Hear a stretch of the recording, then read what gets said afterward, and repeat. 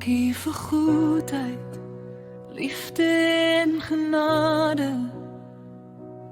Uit die Vaderhand so vry gegee. Elke asem, elke nuwe môre is 'n gawe wat ons nooit sal verstaan nie. U genade onbeskryflik groot, trouens wanneer ons swak voel. Here, ons harte buig, ons oor op U, want sonder U kan ons nie leef nie.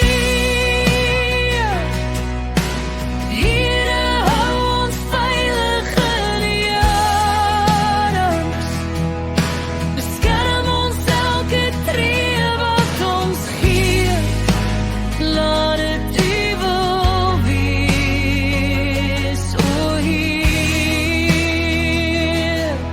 Ons lewens lê ons neer voor U.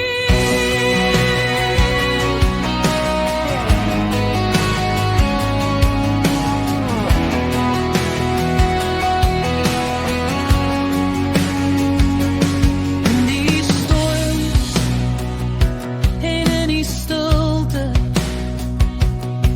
is U stem steeds sag en waar. U lig lei ons deur die donker, U liefde bly vir altyd daar. Vorm ons Here soos U wil, maak ons klei in U hand, maak ons 'n instrument van U kosbare liefde in hierdie land.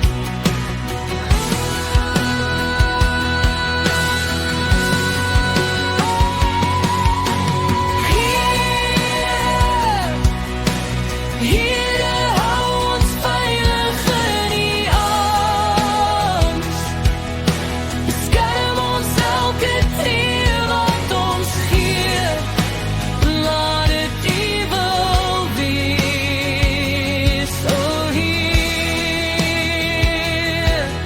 Ons leef tot eer van U